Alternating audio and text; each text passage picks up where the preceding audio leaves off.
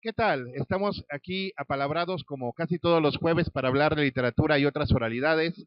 Su anfitrión Héctor Viveros y me acompaña por primera y definitivamente no última vez, Heinzy Cruz, que aparte de ser un camarada en este asunto de las letras, tiene este libro, Máquinas Metafísicas, del cual nos va a hablar cuando ya estemos centrados en el tema, y vamos a abordar un tema fascinante que es el terror fantástico. Heinzy, ¿cómo estás?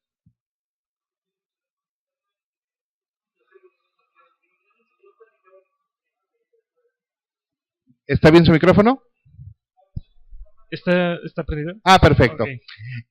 Teníamos un montón sin hablar Sí, y siempre es un placer. Y pues vamos abordando el tema. El tema de lo que es el terror en la literatura es vastísimo. Primero que nada, porque yo sostengo, y quiero la opinión de Heinze al respecto, de que es el género más antiguo de la literatura, porque cuando se está hablando de lo que se contaba en las antiguas fogatas, en el surgimiento de las culturas, cuando todo era fantástico porque siempre había una explicación sobrenatural y metafísica, porque la ciencia no había sido inventada, y era la manera de relacionarse los hombres con los dioses, los espíritus, las criaturas fantásticas que rodaban por la mente de los primeros hombres, y eran usados estos relatos como cautionary tales, cuentos de precaución para prevenir a los jóvenes de conductas que pudieran enojar a las criaturas y a los dioses. Yo creo que es un género muy antiguo. Espero tu opinión. yo pienso también que es un género muy antiguo. No sabría si sería el primer género como tal literario. Creo que lo más antiguo que tenemos que yo pueda recordar es Gilgamesh, ¿no? El Gilgamesh de los sumerios. Am, y bueno, no es necesariamente, o ellos no lo consideraban pues cuento. Ellos lo consideraban pues era parte de su creencia. Sí, y bueno, de hecho lo considero antiguo, pero como tradición oral, No, sí, porque de manera escrita. de manera escrita, lo primero que tenemos son la épica, donde ya existe el héroe que puede vencer a los espíritus, a los dioses y a las criaturas sobrenaturales, como bien lo dices, Gilgamesh es ejemplo de eso. Y de hecho, en ese momento lo sobrenatural se convierte en el telón de fondo para la historia del héroe y como literatura ya escrita es la épica. Sin embargo, todo este mundo de dioses y monstruos, pues es mucho más antiguo. Sí, claro, o sea, se cree que la gente se reunía, como tú dices, en fogatas y pues a platicar las hazañas, ¿no? Pues los héroes eh, que peleaban contra estas entidades generalmente sobrenaturales, que debió haber sido, no sé si algún día te has imaginado cómo sería haber estado en estas épocas tribales relatando a luz de la fogata ese tipo de cuestiones, pero debe haber sido una experiencia muy interesante, ¿no crees? Sí, definitivamente. Y de hecho, pues nuestros dioses y nuestros monstruos son del tamaño de nuestra imaginación, nuestra fantasía y nuestro miedo. Y hemos de decir que las tres cosas siempre han sido muy grandes en todas las culturas. No fue hasta la llegada de las grandes religiones donde toda esa tradición oral se fue relegando a favor de la figura del Dios que todo lo puede y todo ese bagaje de criaturas se convirtió, se demonizó y se puso por debajo de la jerarquía celestial y bueno, eso fue un desarrollo cultural importante porque no podemos negar que el monoteísmo fue un impulso para algunas culturas por algunos tiempos, pero fue una verdadera tragedia para las tradiciones orales de los pueblos que fueron conquistados por las religiones de los libros. Yo recuerdo un poco, no sé si fue primero la religión del culto de Amón o primero el zoroastrismo, no sé cuál fue primero. Mira, depende a quién le preguntes, porque definitivamente hay gente que dice que el zoroastrismo es más viejo, yo la verdad a veces lo dudo, y eh, el culto de Amón fue importante porque fue el primer experimento monoteísta que cuajó, porque pues, se dio cuando la comunidad judía era esclava, hebrea era esclava en Egipto, y de ahí agarraron el molde del monoteísmo que llega hasta nuestros días en las tres religiones del libro, basadas en el Dios de Abraham, que son el judaísmo, el cristianismo y el islam. Esta parte está interesante porque hasta donde tengo entendido lo que hacían los antiguos egipcios, Sí, lo que hacían ellos es cuando había algún faraón que no les caía a las descendencias, lo borraban del mapa, borraban su nombre, borraban sus escritos, borraban todo lo que podían. Entonces, mucho de esto lo hizo el culto de Amón con antiguos faraones, y luego se lo hicieron al culto de Amón a través de, híjole, no me acuerdo el nombre de este faraón, que hasta mucho tiempo después se supo que... sí, el culto de Amón, después tiene el culto de Akenatón, el adorador del sol, que es borrado de la historia por el restaurador de Amón, Tutankamón, y es una guerra sobre credos, interpretaciones, poder político, intrigas. El primer Game of Thrones de todos fue egipcio, la verdad, y tenía todo: incesto, masacres, regicidios, realmente esto viene de lejos. Sin embargo, quizás, si no te molesta, vamos a entrar directamente a siglo XIX y XX, porque realmente es interesante lo que se fue gestando a partir de ahí, y eso nos da pie para hablar de tu libro. Ok, para hablar de siglos XIX y XX, voy a recomendar este librito, que es El horror sobrenatural en la literatura, de H.P. Lovecraft. Él hace el estudio definitivo de los cuentos de terror.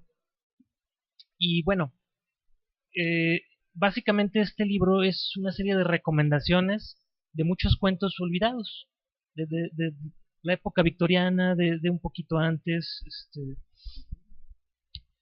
De aquí me gustaría retomar un poquito las influencias principales de Lovecraft.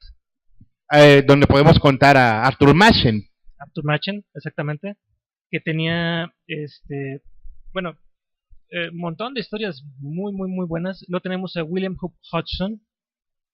Este personaje, me voy a tener un poquito con él porque, aparte de que tenía cuentos fascinantes, él en sí mismo, su vida personal era bien interesante. Él tiene un cuento que yo creo que es el que más influenció a Lovecraft, salvo tu mejor opinión, que se llama La casa en la frontera. Lo tradujeron al español como La casa en la frontera. En otras editoriales lo he visto como La casa en el confín del mundo. Creo que Duff lo tiene así, como La casa al confín del mundo. ¿Ya lo leíste? No, de hecho es una de las dudas que tengo con Lovecraft y sus recomendaciones. Ok, entonces no voy a dar spoilers del cuento, salvo la primera parte. Es una historia de algunos personajes que están por ahí por campo, y se encuentra otra escrita en un diario, y comienzan a leer esta historia, y entonces empiezan a suceder en esta historia un montón de sucesos sobrenaturales, bastante interesantes. No quiero hacer muchos spoilers, pero básicamente yo pienso que es de las principales, si no es que la definitiva influencia de Lovecraft. Sí, Lovecraft, que es la mayor influencia del género del terror en el siglo XX, cierto, abreva, probablemente 21, y tal vez, seguramente también el 21, abreva de una tradición riquísima del siglo XIX, que es donde cuaja lo fantástico, donde cuaja lo gótico, y Lovecraft lo lleva un paso más lejos, siguiendo a Machen, porque yo sigo poniendo a Machen sí, como el precursor del terror cósmico, pero con Lovecraft se convierte en un género, crea una escuela que todavía el día de hoy está dando frutos, y aquí tenemos entre los libros que trajiste a recomendados a un gran amigo nuestro, que es Luis G. Abadie, que es de la escuela de Lovecraft, que demuestra que el género sigue vivo. El 19 cuaja lo fantástico porque realmente se inauguran muchos géneros. Quiero decir, surge antes que Drácula, el vampiro de Polidori, surge la primera novela de ciencia ficción, que es bueno, considerado así por muchos, yo la verdad sigo teniendo mis dudas, con el Frankenstein de Mary Shelley. Está también el relato fantástico o de ficción científica fantástica de Robert Louis Stevenson, de Jekyll y Hyde, y se va generando a partir de ahí lo que fue el terror gótico, que realmente es un género del que hemos hablado mucho en los últimos programas porque nos encanta, y nos encanta ver Penny Dreadful, pero yo creo que es más grande el camino que abrió Machen, porque es el antecedente directo, es la genética de H.P. Lovecraft, porque ahí empiezan algunas convenciones del género. Salvo tu mejor opinión, yo creo que las convenciones del género del terror fantástico son los manuscritos encontrados, los textos oscuros, los lugares apartados, las criaturas metafísicas, o sea, más allá del mundo terrenal, los cultos familiares, son la desarrollo de la trama a través de epístolas, que eso pues ya lo tenemos con Stevenson y Jekyll y Hyde, y el advenimiento de seres y de fuerzas más allá del mundo en un futuro próximo e indeterminado. Creo que cubrí las convenciones del género, salvo tu mejor opinión.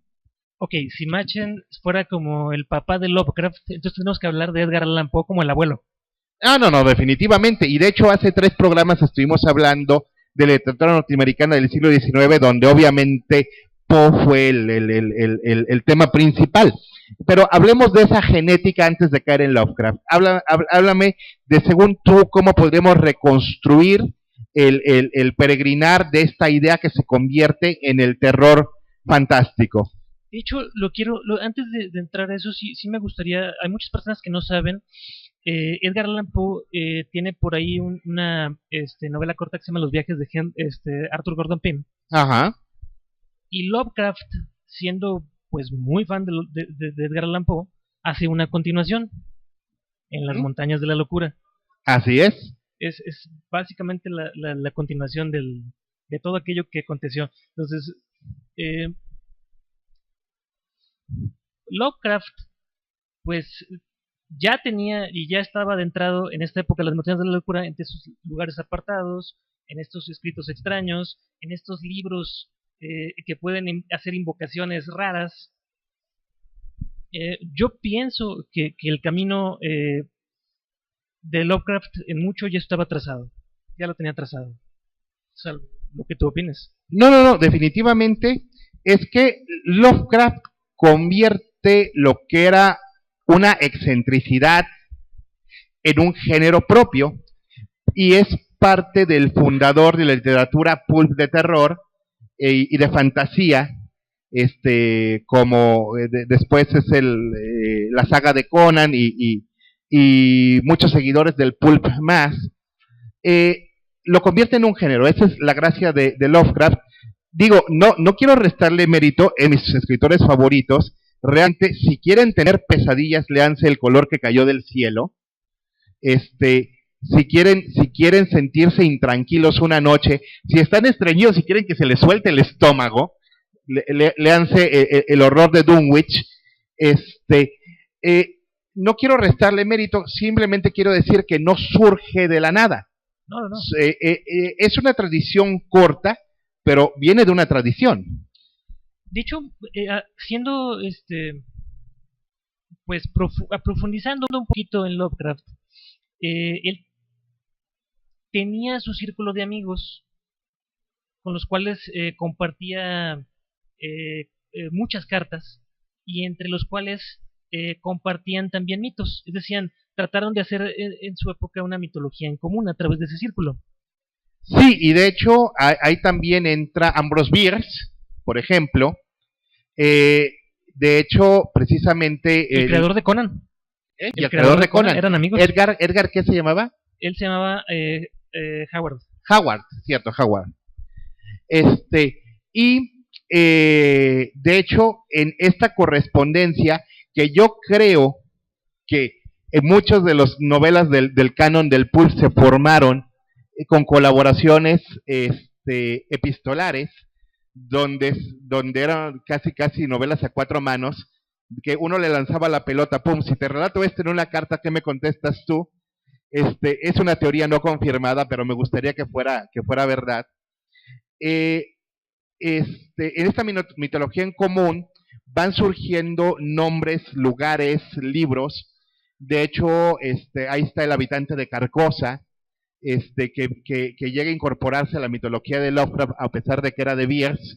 Sí, era mucho antes de Lovecraft. Era mucho antes de Lovecraft. Y que Lovecraft retoma mucho, de Machen, de Poe, de Bierce, de Hudson, y todo eso se lo heredan a Howard. Lo estudia, de hecho lo estudia. Howard parece que tuvo mucha comunicación con Lovecraft. De hecho, Lovecraft sufrió mucho cuando Robert Howard se suicida, porque eran grandes amigos. Fue una situación así un poquito trágica. Y pues dentro del círculo de Lovecraft de pronto se ponían ellos de acuerdo para intercambiar libros. Aparecía un libro de pronto hay varias historias interesantes. Por ejemplo, tenemos esta historia del vampiro estelar de Block, donde Block hace a Lovecraft y le pide permiso para hacerlo personaje y luego lo mata. Y luego Lovecraft hace otro cuento, le pide permiso a Block y también lo mata. Entonces, también, entre ellos se jugaban este tipo de bromas. Ahora, hay una historia muy interesante con una de las invenciones eh, de Lovecraft. Hablando del Necronomicon, que es uno de los libros que Lovecraft plantea y que se lo empieza a compartir a su círculo. Entonces, jamás dijeron que era inventado. Lo que pasó es que lo empezaron a usar tanto que de pronto la gente lo empezó a pedir en las bibliotecas como si fuera un libro real. Y con teorías conspiranoicas, cada vez que les decían que no existe, empezaron a reforzar el mito de que existía y que estaba oculto. Por ahí no recuerdo si los 50, la Biblioteca de Londres se lo pedían tanto que lo clasificó. Entonces ayudó y alimentó esta teoría conspiracional de que, bueno, sí existía el libro y estaba hecho con piel humana y estaba escrito con sangre y podías invocar a dioses antiguos como Cthulhu o Azathoth o Nyarlathotep con ritos especiales y tiempos especiales en los cuales venían escritos en el libro. Y estaba escrito en teoría, por Abdul al-Zared, según Lovecraft, por Abdul al-Zared, que el era árabe loco. Exactamente. Y escrito en la ciudad de los pilares. Sí. Lo que pasa es que Lovecraft, cuando era pequeño, pues era un chico, parece bastante enfermizo. Entonces, lo que le quedaba, como no tenía, no era muy físico, no era muy deportista, se enfermaba bastante, tenía una madre que lo sobreprotegía, su padre Y después unas tías quedadas que lo tuvieron de juguete prácticamente. Entonces él se la pasaba en la biblioteca del abuelo. Sí, y de hecho, bueno, antes de seguir, tú dices Cthulhu. De hecho, siempre es una bronca en este programa la pronunciación. Sí. Hay que decirlo, no existe una pronunciación verdadera porque no fue hecha para gargantas humanas. Con mis estudios de lingüística en el departamento de letras, hemos llegado a que quizás lo más aproximada sería Cthulhu. Probablemente por la descripción que hace Lovecraft, pues no tendrías mucha manera de pronunciarlo, tienes toda la razón. Cthulhu es como la coloquial, es lo más común, como para que nadie se pierda de quién es. Ajá, y los que llevaron lingüística quieren leerlo como Cthulhu, pero cada quien lo pronuncia como le pega la regalada gana. La realidad es que quién sabe, y Lovecraft también lo hubiera hecho. Sí, así es. Entonces, Lovecraft se pierde en su biblioteca y su libro favorito de niño parece que era Las Mil y Una Noches.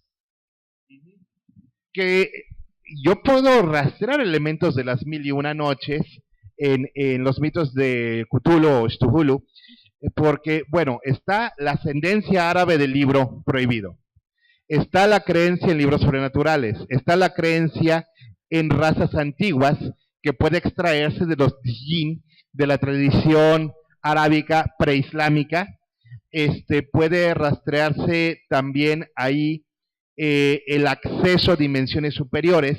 Entonces, hay elementos fantásticos de las mil y una noches que, aunque eran simples relatos de fantasía heroica o lúdica o pedagógica incluso, se convierten en manos de Lovecraft en elementos realmente terroríficos. Incluso la muerte del árabe loco en Mascucia, en Damasco, Mascucia, estoy pensando en otra cosa. En irnos a beber. Entonces, inclusive la muerte a manos de un ser invisible devorado en plaza pública, pues retoma varios elementos de las mil y una noches.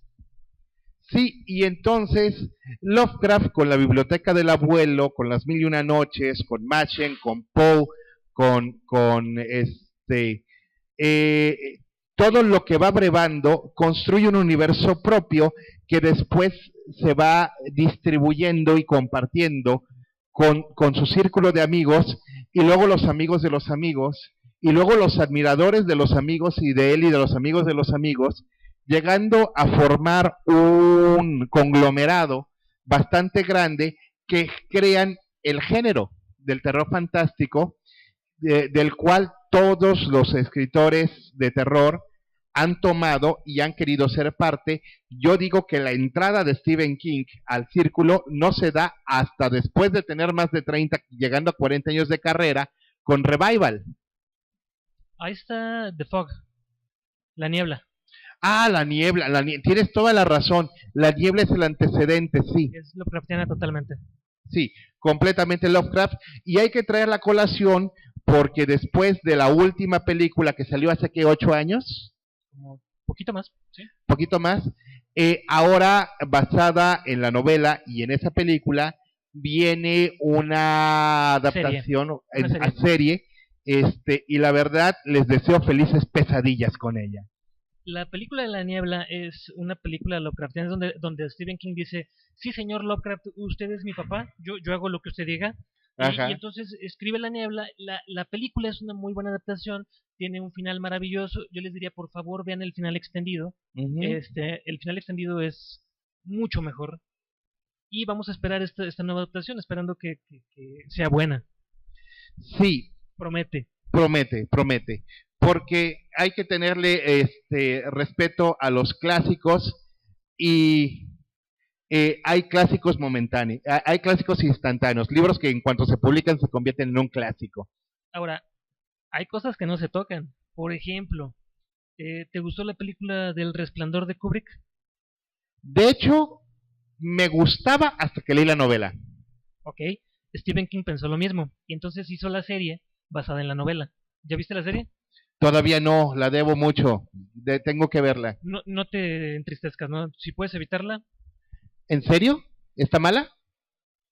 Híjole. Mejor hablemos de lo que sí nos gusta. Ok, hablemos de lo que sí nos gusta. Entonces, ¿qué tiene de atrayente el terror cósmico? El terror cósmico tiene de atrayente que precisamente retoma mitos muy antiguos y formas narrativas de terror que se habían olvidado bajo la censura y la hegemonía cultural de la dicotomía bien y mal, de las religiones del libro, y toma los dioses del caos, los dioses amorales, los dioses... nihilismo, ¿no? Sí, de la creación. Y la existencia humana le baja al humanismo y al antropocentrismo un chingo, y le hace una cura de humildad diciendo: nosotros somos una especie accidental en un periodo de descanso entre que se abren las fuentes del caos. Y la verdad es que eso es muy atractivo como forma narrativa. Bueno, Lovecraft, lo primero que hay que aclarar es que Lovecraft parece ser que no tenía pensado hacer un ciclo de mitos. Para él eran diferentes cuentos. A él le pagaban pues por palabra, prácticamente. Entonces parece ser que él no quería realmente hacer esta conglomeración, que después sus editores con Arkham House decidieron que sí eran los mitos de Cthulhu y que tenían un lugar en común, ¿no? Y que podrían aparecer todos en un lugar en común. Sí, de hecho, esto fue la creación definitiva de los mitos de Cthulhu fue debido a la presión editorial y a que Lovecraft vendía sus cuentos por extensión a las revistas pulp de su tiempo, maravillosas, sí. Y que le fueron pidiendo más y más y más de lo mismo, porque ustedes pueden consultar, Lovecraft tiene 4 periodos creativos y acabo de ver en Sanborns tomos de este pelo con las 4 etapas diferenciadas, las obras completas de Lovecraft, que por cierto el siguiente día de pago voy a ir por ellas, porque ahorita antes conseguir toda la obra de Lovecraft tenías que estar cazando las ediciones baratas de portada negra en tomos muy pequeños y muy baratos, y conseguir la colección completa pues estaba medio cabrón. Ya existe esta nueva edición por época, tomos gruesos, la recomiendo, y el asunto es que sí, fue una decisión editorial. Y después de la muerte de Lovecraft, realmente Lovecraft nunca vio éxito en vida. Ah, no. Hay que decirlo, Bierce nos hizo rico, Machen se hizo rico por herencias, Poe se murió en la quiebra.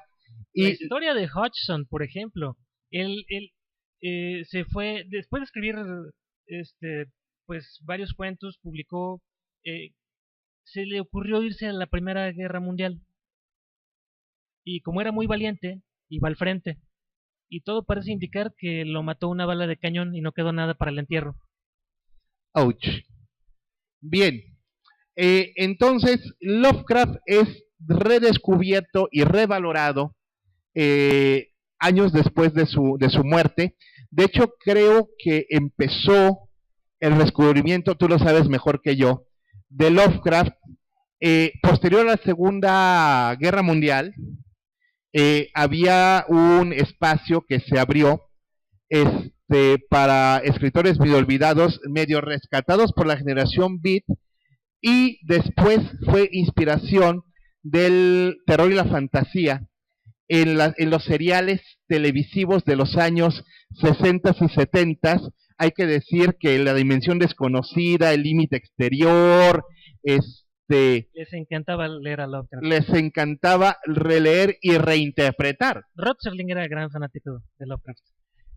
Y en los 70s, con la llegada de las películas serie Z de bajo presupuesto para cines de pueblo, que rodaban por años todo el territorio rural y semiurbano de Estados Unidos, yo creo que ahí fue el resurgimiento de Lovecraft. Dime si tengo o no tengo razón. Yo creo que tuvo una etapa de resurgimiento un poquito antes con August Derleth, que era parte del círculo de Lovecraft, pero que después él sí compiló los mitos y les dio su propia interpretación. Esto fue pues un proceso bueno y malo a la vez. ¿Por qué? Derleth, al darle su interpretación, él le quita la parte nihilista del terror cósmico y le quita la parte esta de... Le acomoda su zoroastrismo. Él era muy, creo que parece que era muy católico, y entonces le acomoda que hay dioses que son buenos y hay dioses que son malos, y que entonces están en una pelea cósmica. Entonces hace cuentos tipo como La Semilla de Cthulhu, o Cthulhu, más propiamente dicho, donde ya está hablando de los mitos de Lovecraft en un contexto de bien y mal, y aparte los quiere acomodar con los elementos alquímicos. Interesantemente, a Cthulhu lo acomoda como agua, como un dios del agua. Sin embargo, pues realmente no podría ser un dios del agua, puesto que está aprisionado en el agua. Esa es la contra que le dan a Derleth. Sí, y bueno, la representación que se hace del enorme titán con una cabeza con tentáculos cefalópodos, bueno, esas son interpretaciones más recientes. Hay que decir que Cthulhu tenía todos los elementos, agua, tierra, fuego, aire, en su forma. Había que decir que estaba rodeado de un fuego sobrenatural, que tenía alas, que era sólido como criatura de tierra y tenía elementos de criatura marina. Yo creo que la concepción de Lovecraft era más ambigua y panteísta, o sea, Sí. Que tenía elementos de todos los dioses. Sí, interesantemente Derlet le da otra connotación totalmente diferente y muchos de los del círculo de Lovecraft parece que no les pareció bien. Ahora, lo bueno de esto es que él sí compiló los cuentos de Lovecraft, los sacó en ediciones eh, que ahora son impresionantemente caras y lo dio a conocer al mundo y de ahí viene la primera etapa de éxito de Lovecraft. Entonces, esos escritores que tú mencionas de los 60, 70 tuvieron acceso a este material y a los fanzines que salieron a partir de este material y de ahí a través de la televisión hicieron cada vez más masivo los mitos.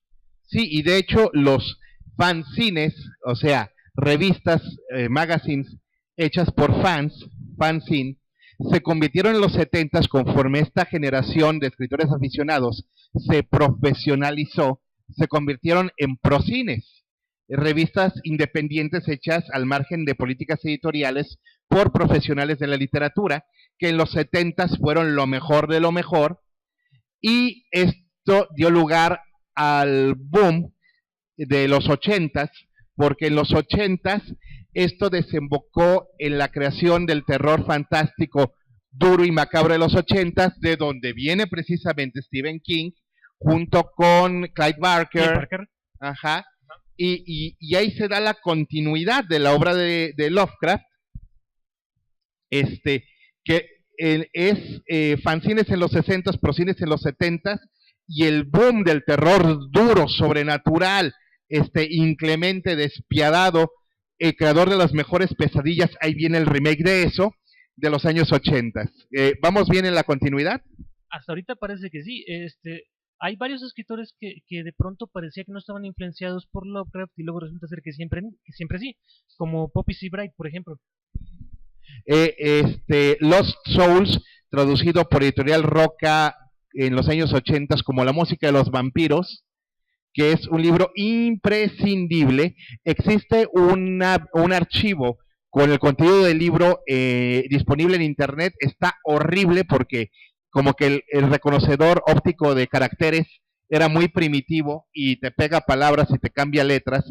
Es horrible, pero si no lo pueden conseguir en librerías de viejo con la edición de Roca, que sería, si lo encuentran, por favor me lo rolan, ese libro es prácticamente el único que está disponible de Poppy Sebright en español, pero todo lo que hizo ella, realmente... ¿Ahora es él o sigue siendo ella? Ya no sé, ¿eh? Yo me perdí porque empezó siendo sexualmente alternativa, luego medio se transgeneró, y luego quién sabe, pero neta que su obra es inquietante, por decirlo menos. Ahora, qué bueno que mencionas a Editorial Roca, porque Editorial Roca en español hace unas traducciones de cuentos en los 80s maravillosas. Si ustedes ven un libro de horror de Editorial Roca en cualquier librería de usado, háganse un favor y compren. Las traducciones son bastante buenas. Sí, de hecho recuerdo su colección Gran Super Terror, que eran 6 tomos, y había otra colección que no recuerdo cómo se llamaba, que recoge lo mejor de los procines de los 70s y de los escritores que después hicieron boom en los 80s. Sangre se llamaba la otra. Sangre, podría ser que sí. Sangre se llamaba. Haciendo notar que Clive Barker tenía ya los libros de Sangre. Y definitivamente el terror cósmico goza de cabal salud. Entonces, nos quedan aproximadamente 15 minutos, así es de que voy a empezar a interrogarte sobre máquinas metafísicas, porque un ejemplar se va a quedar aquí en cabina y puede ser recogido en las instalaciones de Televisora Jalisco, en Belisario Domínguez 1733, pasando Circunvalación rumbo a Periférico, a 5 cuadras después de Circunvalación, pasan el Aurrerá, pasan el Pollo Pepe, pasan el Autobaño, y entre el Autobaño y el lote de autos a mano izquierda en el gran portón rojo. Pueden pasar a recogerlo entre semana, entre las 4 y las 8, y que es los horarios de transmisión. Ustedes, el primero que llegue y diga, quiero el libro, se lo lleva. Sin problema. Ajá. Háblame de este libro. Mira, ese libro son varios cuentos, algunos de ciencia ficción, algunos de horror, algunos de terror, y bueno, es la recopilación como de 2 años de trabajo. Eh, Son pocos cuentos, son creo que 7 cuentos. Ah, Edición bilingüe. es una edición bilingüe, está escrito en inglés y después traducido al español como un ejercicio. Eh, y bueno, es el primer libro de cuentos que tengo publicado. Ya había publicado cuentos en algunas revistas, um, pero este es el primer libro de cuentos que tengo publicado, entonces estoy muy contento por eso. ¿Alguno de ellos tiene relación con la continuidad que hemos venido reconstruyendo? Sí. Háblame de ese. Hay un cuento en específico que se llama Un hombre perseguido por una pesadilla. Entonces, la idea es un hombre, ¿cuántos clichés de pesadilla puede contener un cuento y cómo transformar eso en una entidad cósmica? Ok, yo personalmente tengo un sueño recurrente, que es la casa del laberinto. ¿Ok? La casa del laberinto es una casa inmensa que voy descubriendo en mis sueños por etapas. De hecho, el área infantil está bien cabrona porque se entra por un agujero en el suelo. Ya. Está el patio de la ermitaña. El patio de la ermitaña está lleno de reliquias y están al cuidado de una señora momificada con la que puedes hablar durante 23 minutos al día. ¡Qué maravilla! Ajá, son exactamente 23 minutos al día. El asunto es que no son siempre los 23 minutos. Así es de que tienes que estar al pendiente de cuando empieza a sonar su campanilla para que le sirva su té. Ya. Ajá, y algún día voy a escribir toda la historia de la casa del laberinto. A lo mejor sale un libro completo porque lo voy descubriendo por etapas. El jardín, he descubierto 3 jardines total. ¿Cómo qué clichés de pesadilla están representados aquí? Adelántame tantito. Tenemos, por ejemplo, la caída de una altura impresionante. El sueño de caer, sí. De caerse. Tenemos el sueño donde se te caen los dientes. Ay, ese es horrible. Tenemos el sueño donde estás en la clase desnudo y no te das cuenta que estás desnudo hasta que todo el mundo se ríe de ti. Tengo una variante de ese sueño que es bastante halagadora. Adelante. Sí, la variante de ese sueño no es que se rían, es que se sorprendan. Sí. ¡Oh! Tengo un ego muy grande. Tengo un ego muy saludable, así lo voy a dejar. Ya. Bien, el terror cósmico goza de tan gran salud. Ya dijimos, va a venir la serie sobre la acabamos de decir. La niebla. La serie sobre la niebla. Viene el remake de eso, que también eso, el que no lo sepa, no es spoiler, la novela tiene 30 años, la película ochentera tiene casi 30 años, no es spoiler, ¿verdad? Eso en realidad no es un simple payaso que se aparece en pesadillas, eso es una entidad cósmica. Híjole, yo sí no quiero dar spoilers porque luego me encuentran en la calle y me dicen, tú me dijiste. Después de 30 años no es spoiler. O sea, no jodan. Acuérdate que hay gente joven que no ha visto. No es mi culpa que sean millennials. Es más, tendrían que disculparse por eso. Perdón, tengo una vacuna antimillennial bien cabrona. Yo soy el último resabio de la generación X, tú también. Goza de tan buena salud que viene la siguiente película de Hellboy. Desgraciadamente no va a ser dirigida, solamente producida por Del Toro. Pero tenemos fe porque nos gusta el personaje. Y Hellboy es parte de los mitos de Cthulhu. Sí, claro. De hecho, Mike Mignola, el creador de Hellboy, es muy, muy, muy fan de Lovecraft. Y se nota. Y se nota. Ahora, va a ser un remake. No va a ser la tercera parte, va a ser un remake. Va a ser un reboot. Va a ser un reboot. Nadie entiende por qué después de 2 películas quiere hacer un reboot, pero Bueno, también pasó con Spider-Man. Spider-Man de perdida tuvo 3 películas antes del reboot. Del reboot de 2 películas que va a tener el reboot dentro de... Qué interesante, en menos de 15 años, 16 años, tenemos 3 reboots de Spider-Man. Ajá, es que nadie le ha hecho justicia.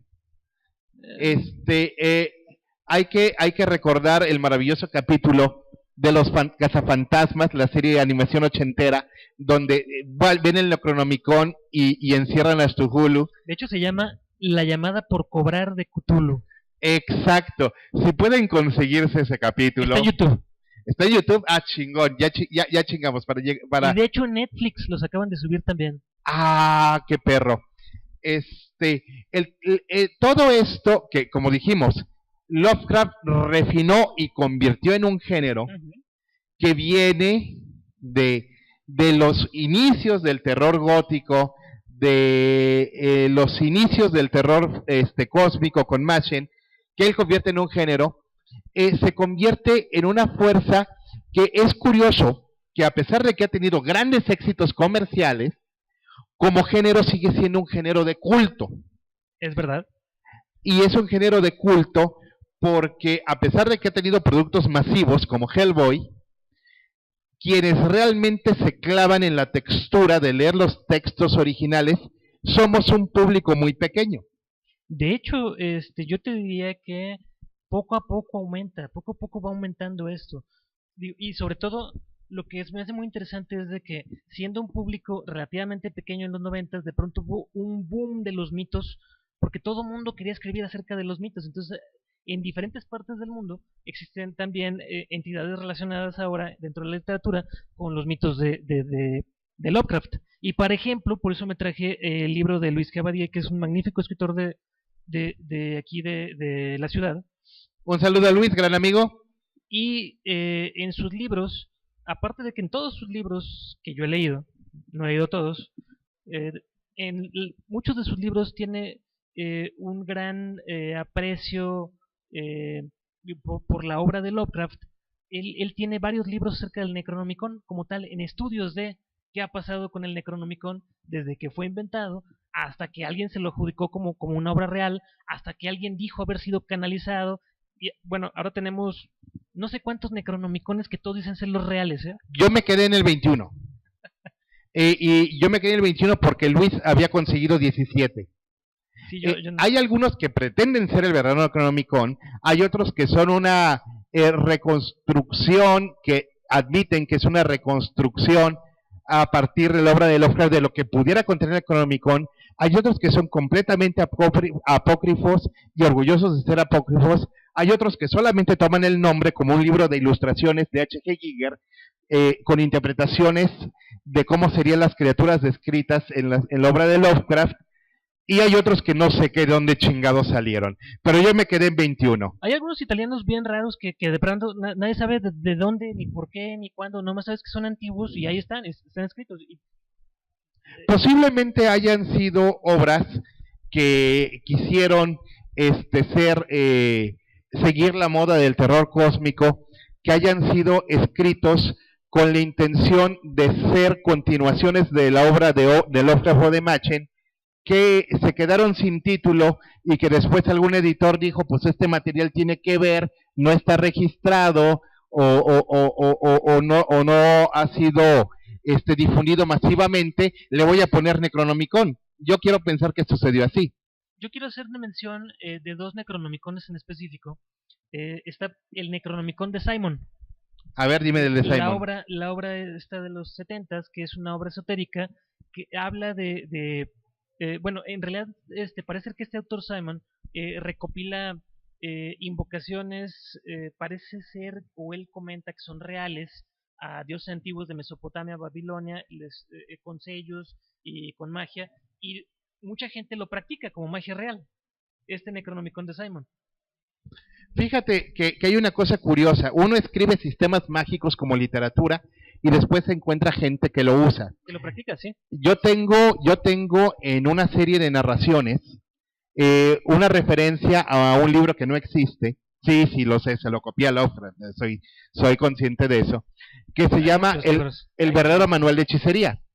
Y resulta ser que he soltado, sobre todo en ficticia, he soltado como 12 cuentos que hablan del verdadero manual de hechicería, y luego me encuentro con que alguien que no ha leído mi obra nunca, habla de que existe un verdadero manual de hechicería, y me está citando. O sea, meterte en este tipo de literatura te da como resultado que después no sabes quién se está citando como fuente fidedigna de manuales de magia verdaderos.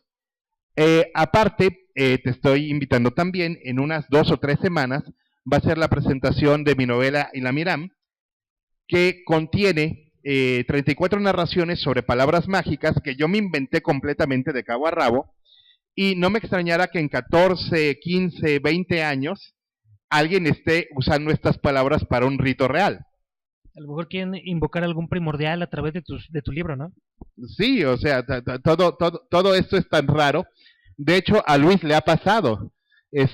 A Luis le ha pasado que cosas que escribió como 100% literatura se lo han tomado como conocimientos antiguos canalizados o descubiertos como él como investigador, que tienen fundamento real.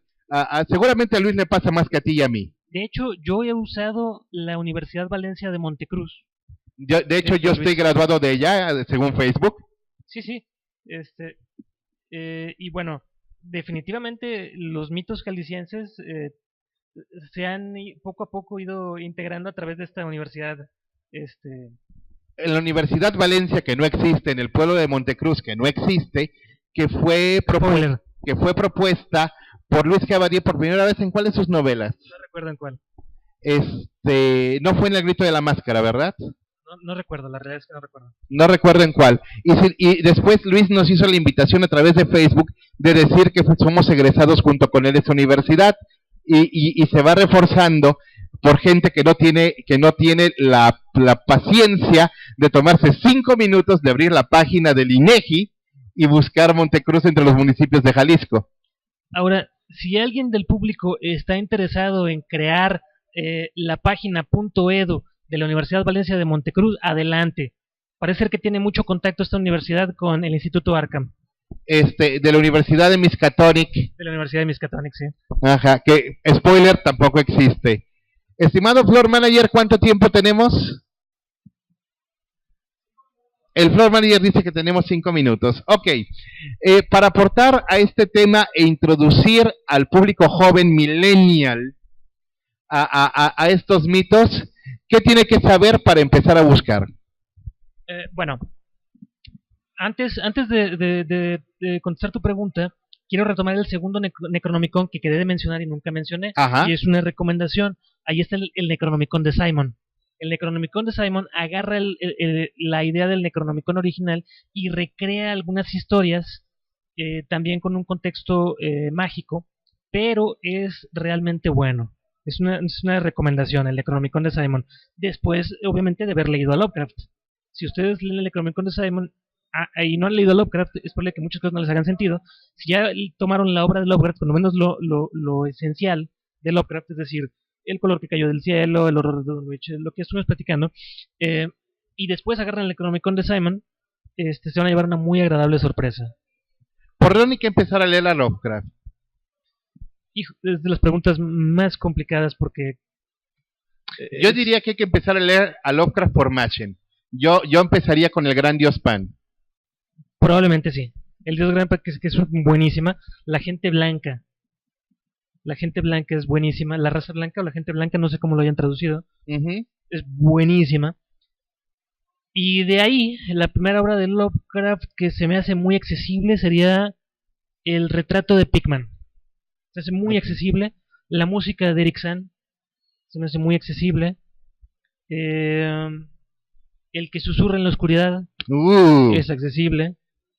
Y de ahí, si tienen un poquito más de paciencia, ahí está Sobre las montañas de la locura, que para mí es una de las obras maestras de Lovecraft. Viene una película, ¿verdad? Y iba a haber una película, pero no se hizo. Qué lástima. La iba a hacer Guillermo del Toro. estaba entradísimo, duró como 10 años tratando de producirla, le iba a meter parece que mucho dinero y a final de cuentas los estudios no quisieron invertir tanto dinero y él dijo, bueno, si no se puede hacer una película como la tengo, como la visión que tengo, no le quiero hacer un mal servicio a Lovecraft, no la voy a hacer. Ok, pues el gordo de Zapopan también es un gran fan de los mitos. De hecho, él mismo pide que le llamen así porque es bien cuate.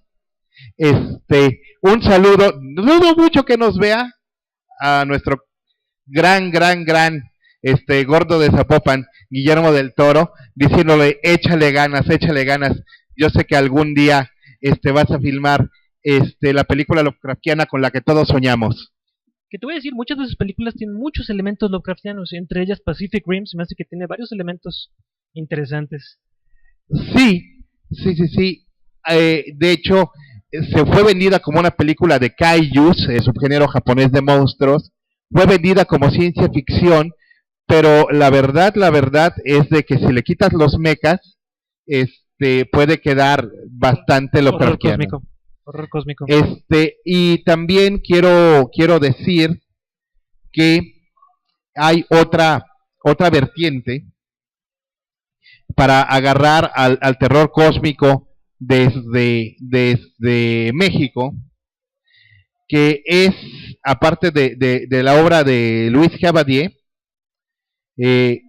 sería llegar a las revistas independientes, a los fanzines y procines que circulan en México. Curiosamente, Lovecraft ha aprendido en México bastante cabrón. ¿A quién me recomiendas leer en México aparte de Luis?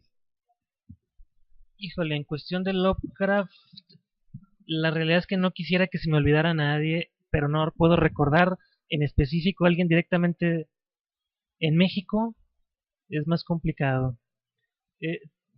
Bueno, ustedes váyanse. Hay un círculo Lovecraftiano. Sí, hay un círculo Lovecraftiano en Facebook. Y ahí hay varios fanzines que publican de diversos autores. Yo diría que por ahí sería el camino. Bueno, entonces no nos queda más que agradecer. Casey, qué bueno que viniste. ¿Cuándo vuelves a venir? Cuando me invites. Perfecto. Desgraciadamente hubo muy poco tiempo para platicar de todo lo que hay que platicar. Es muchísimo y muy extenso lo que hay que platicar del tema. A lo mejor algún día lo podríamos agarrar por autores. Por autores, ¿te parece dentro de un mes que te invite para hablar por autores? Me va a dar mucho gusto. ¿Podría hacer un par de anuncios antes de despedirnos? Hacia adelante. El día de mañana tenemos la primera reunión del Círculo de Acuario. El Círculo de Acuario es básicamente un círculo que creamos hace algún tiempo para crear conciencia con ciencia, que viene a partir de un cómic, por cierto, jalisciense. Entonces mañana tenemos la primera reunión. Los que estén interesados nos pueden buscar a través de facebook.com/el Círculo de Acuario y con toda confianza pedirnos datos. Es sin ningún costo. Va a ser una conferencia, foro acerca de objetos celestes. Por supuesto, estás invitado. Muchísimas gracias. ¿A qué horas dónde? Esto va a ser en la calle Santa Margarita, por allá por Periférico, y esto va a ser en un casino que se llama La Diosa Fortuna. Ok, ¿a qué horas? A las 6 de la tarde.